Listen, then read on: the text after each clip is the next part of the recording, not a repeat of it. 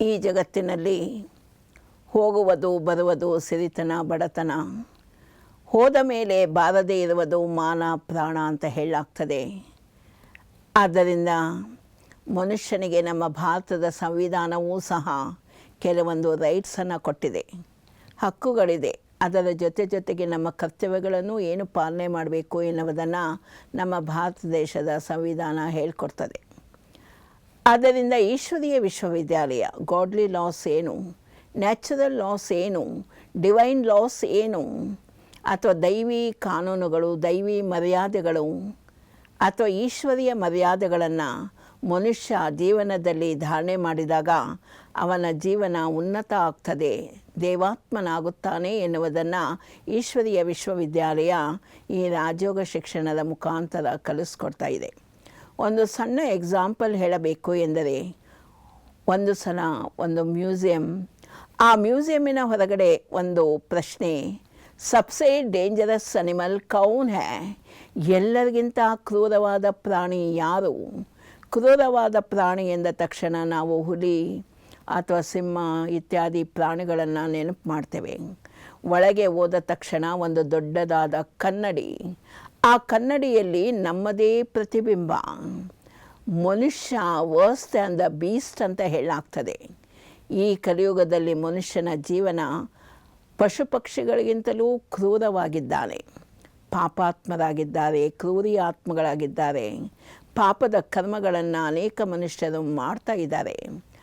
ಆದರೆ ಆ ಪಾಪದ ಕರ್ಮಗಳ ಶಿಕ್ಷೆಯನ್ನು ಇಂದೆಲ್ಲ ನಾವು ನಾಳೆ ಅನುಭವಿಸಲೇಬೇಕಾಗ್ತದೆ. ಆದ್ದರಿಂದ ಈಶ್ವರೀಯ ಜ್ಞಾನ ಏನು ಕಲಿಸ್ಕೊಡ್ತದೆ? ನಮ್ಮ ಭಾಗ್ಯವನ್ನು ಹೇಗೆ ರೂಪಿಸಿಕೊಳ್ಳಬೇಕು ಎನ್ನುವುದನ್ನು ಕಲಿಸ್ಕೊಡ್ತದೆ. We are the architect of our own destiny. ನನ್ನ ಭಾಗ್ಯವನ್ನು ರೂಪಿಸಿಕೊಳ್ಳುವುದು ನನ್ನ ಕೈಯಲ್ಲಿಯೇ ಇದೆ. ಒಂದು ಚಿಕ್ಕದಾದ ಕತೆ ಹೇಳ್ಬೋದು ಎಂದರೆ, ಒಂದು ಸಮಯದಲ್ಲಿ ಒಂದು ಪರಮಾತ್ಮನ ಸಭೆ ನಡೆದಿತ್ತು. ಆ ಸಭೆಯಲ್ಲಿ ಒಬ್ಬ ಭಕ್ತ ಎದ್ದು ಭಗವಂತನಿಗೆ ಅಪೋಸ್ ಮಾಡ್ತಾನೆ, ಭಗವಂತ, you are not correct, you are not right. ಒಬ್ಬರಿಗೆ ಬಡವರನ್ನಾಗಿ ಸೃಷ್ಟಿ ಮಾಡಿದ್ದೀಯಾ, ಮತ್ತೊಬ್ಬರಿಗೆ ಶ್ರೀವಂತಿಕೆ, ಕೆಲವರಿಗೆ ವಿದ್ಯಾವಂತರನ್ನಾಗಿ, ಕೆಲವರಿಗೆ ಅವಿದ್ಯಾವಂತರನ್ನಾಗಿ ಮಾಡಿದೆಯಾ, ಕೆಲವರಿಗೆ ಬಂಗ್ಲೆ, ಏರೋಪ್ಲೇನ್, ಮೋಟಾರು, ಕಾರು, ಇನ್ನು ಕೆಲವರಿಗೆ ಸೈಕಲ್ಲು ಇಲ್ಲ, ಕಾಲು ಇಲ್ಲ. ಭಗವಂತ, ನೀನು ಈ ಸೃಷ್ಟಿಯನ್ನು ಸರಿಯಾಗಿ ನಿರ್ಮಾಣ ಮಾಡಿಲ್ಲ. ಅದಕ್ಕೋಸ್ಕರ ಆ ಭಕ್ತ ಭಗವಂತನಿಗೆ ಬೇಡ್ಕೊಳ್ತಾನೆ, ನನ್ನ ಕೈಯಲ್ಲಿ ಲೇಖಣಿಯನ್ನು ಕೊಡು, ನಾನು ಎಲ್ಲರ ಹಣೆಯ ಮೇಲೆ ಒಳ್ಳೆಯ ಭಾಗ್ಯವನ್ನು ಬರಿತೇನೆ, ವಿಧಿ ಬರಹ, ಹಣೆ ಬರಹವನ್ನು ಒಳ್ಳೆಯ ಒಂದು ಬರಹ ಬರೆಯುತ್ತೇನೆ ಎಂದು ಹೇಳ್ತಾನೆ. ಭಗವಂತನ ಭಕ್ತನಿಗೆ ತಥಾಸ್ತು ಅಂತ ಹೇಳಿ ಆ ಲೇಖಣಿಯನ್ನು ಕೊಡ್ತಾರೆ. ಆದರೆ ಬೆಳಗಾಗಿ ಎದ್ದು ನೋಡಿದಾಗ ಆ ಭಕ್ತ ಕೋಟಿ ಕೋಟಿ ಆತ್ಮಗಳು, ಕೋಟಿ ಕೋಟಿ ಜನಸಂಖ್ಯೆ, ಯಾರ ಹಣೆಯಲ್ಲಿ ಏನನ್ನು ಬರೆಯಬೇಕು ಎಂದು ಗೊತ್ತಾಗದೆ ಮತ್ತೆ ಲೇಖಣಿಯನ್ನು ಭಗವಂತನಿಗೆ ವಾಪಸ್ ಕೊಡ್ತಾರೆ. ಆಗ ಭಗವಂತ ಹೇಳ್ತಾರೆ, ನೀನು ಯಾರ ಭಾಗ್ಯವನ್ನು ಬರೆಯುವಂಥ ಅವಶ್ಯಕತೆ ಇಲ್ಲ, ನಾನೂ ಸಹ ಯಾರ ಭಾಗ್ಯವನ್ನು ಬರೆಯುವ ಅವಶ್ಯಕತೆ ಇಲ್ಲ. ಅವರವರ ಭಾಗ್ಯವನ್ನು ಅವರವರೇ ಬರೆದುಕೊಳ್ಳುತ್ತಾರೆ, ನನ್ನ ಭಾಗ್ಯವನ್ನು ನಾನೇ ಬರೆದುಕೊಳ್ಳುವುದು. ಆದ್ದರಿಂದ ನಾವೆಲ್ಲರೂ ಸಹ ನಮ್ಮ ಜನ್ಮದ ಭಾಗ್ಯವನ್ನು ರೂಪಿಸಿಕೊಳ್ಳುವುದು ನಮ್ಮ ಕೈಯಲ್ಲಿಯೇ ಇದೆ. ಚಿಕ್ಕ ಮಗು ಹುಟ್ಟಿ ಬರುವಾಗ ತಾಯಿಯ ಗರ್ಭದಲ್ಲಿ ಆ ಮಗುವಿನ ಆಯುಷ್ಷು, ಯಶಸ್ಸು ಎಲ್ಲವನ್ನೂ ಬರೆದುಕೊಂಡು ಬರುತ್ತದೆ ಎಂದು ಹೇಳಲಾಗ್ತದೆ. ಹಿಂದಿನ ಜನ್ಮದಲ್ಲಿ ನಾವು ಮಾಡಿದ ಪಾಪ ಪುಣ್ಯದ ಕರ್ಮ, ಅದನ್ನು ಅನುಸಾರವಾಗಿ ನಾವು ಈ ಜನ್ಮದಲ್ಲಿ ಆ ಕರ್ಮ ಅಕರ್ಮಗಳ ಫಲಾಫಲಗಳನ್ನು ಅನುಭವಿಸಬೇಕಾಗ್ತದೆ. ಯಾರೂ ಸಹ ಈ ಕರ್ಮದ ಥಿಯರಿಯನ್ನು ಅಲ್ಲಗೆಳೆಯೋದಕ್ಕೆ ಸಾಧ್ಯ ಇಲ್ಲ. ಮಾಡಿದ್ದುಣ್ಣೋ ಮಹಾರಾಯ ಅಂತ ಹೇಳಲಾಗ್ತದೆ. ಒಳ್ಳೆಯದನ್ನು ಮಾಡಿದಾಗ ಒಳ್ಳೆಯದೇ ರಿಟರ್ನ್ ಫಲ ಸಿಗ್ತದೆ. ಕೆಟ್ಟದ್ದನ್ನು ಮಾಡಿದಾಗ ಮತ್ತೆ ಆ ಕೆಟ್ಟದ್ದನ್ನು ಇಂದಲ್ಲ ನಾಳೆ ಅದರ ಶಿಕ್ಷೆಯನ್ನು ನಾವು ಅನುಭವಿಸಲೇಬೇಕಾಗ್ತದೆ. ಆದ್ದರಿಂದ ಈ ಆಧ್ಯಾತ್ಮಿಕ ಜ್ಞಾನ, ಈಶ್ವರೀಯ ಜ್ಞಾನ ನಮಗೆ ಏನು ತಿಳಿಸ್ಕೊಡ್ತದೆ ಎಂದರೆ, ಸದಾ ಕಾಲ ಶುಭ ಕರ್ಮವನ್ನು ಮಾಡಿ, ತನುಮನವನ್ನು ಭಗವಂತನಿಗೆ ಅರ್ಪಣೆ ಮಾಡಿ, ನಿಮ್ಮ ಮನಸ್ಸೆಂಬ ಪುಷ್ಪವನ್ನು ಭಗವಂತನಿಗೆ ಅರ್ಪಣೆ ಮಾಡಿ. ಟೈಮ್ ಈಸ್ ಗೋಲ್ಡ್ ಅಂತ ಹೇಳಲಾಗ್ತದೆ.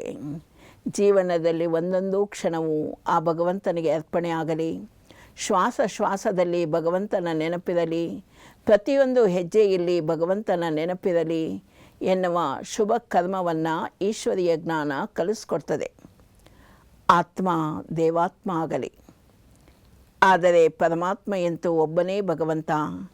ಅವನೊಬ್ಬನೇ ನಮ್ಮ ಕಲ್ಯಾಣಕಾರಿ, ಶುಭಕಾರಿ, ಮಂಗಳಕಾರಿ. ದೇವನೊಬ್ಬ, ನಾಮ ಹಲವು. ಪರಮ ಪತಿವ್ರತೆಗೆ ಗಂಡನೊಬ್ಬನೇ ಎಂದು ಹೇಳಲಾಗ್ತದೆ.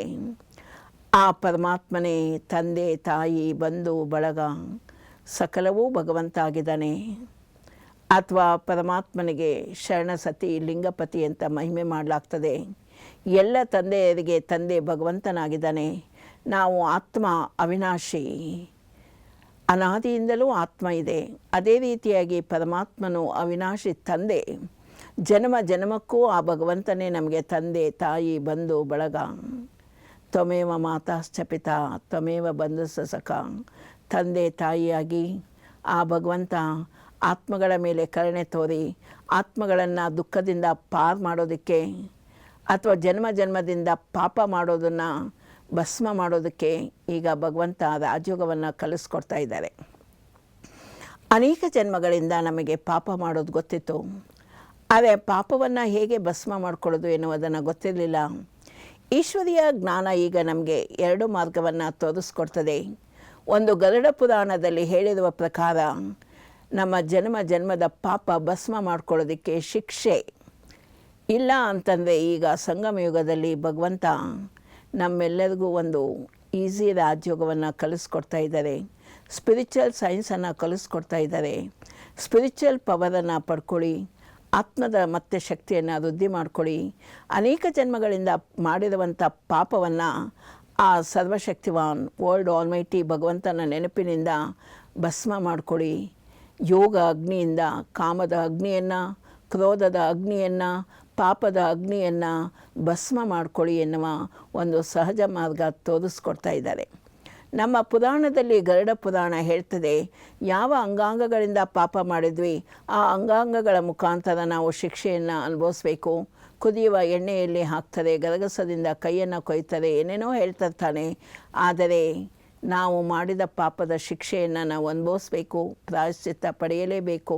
ಅದರ ಬದಲಾಗಿ ಈಗ ಸಂಗಮ ಯುಗದಲ್ಲಿ, ಇದು ಕಲಿಯುಗದ ಅಂತಿಮ ಸಮಯದಲ್ಲಿ ಪರಂಪಿತ ಪರಮಾತ್ಮ ಭಗವದ್ಗೀತೆಯಲ್ಲಿ ಹೇಳಲ್ಪಟ್ಟ ಪ್ರಕಾರ ಆ ಸರ್ವಶಕ್ತಿವಾನ್ ಸದಾಶಿವ, ಸದಾ ಕಲ್ಯಾಣಕಾರಿ, ಸದಾ ಮಂಗಳಕಾರಿ, ಸದಾ ಶುಭಕಾರಿಯಾದಂಥ ಸದಾಶಿವ ಪರಮಾತ್ಮ ಅವತರಣೆಯಾಗಿ ಈಶ್ವರೀಯ ಶಿಕ್ಷಣವನ್ನು ಕೊಡ್ತಾ ಇದ್ದಾರೆ, ರಾಜಯೋಗವನ್ನು ಕಲಿಸ್ಕೊಡ್ತಾ ಇದ್ದಾರೆ.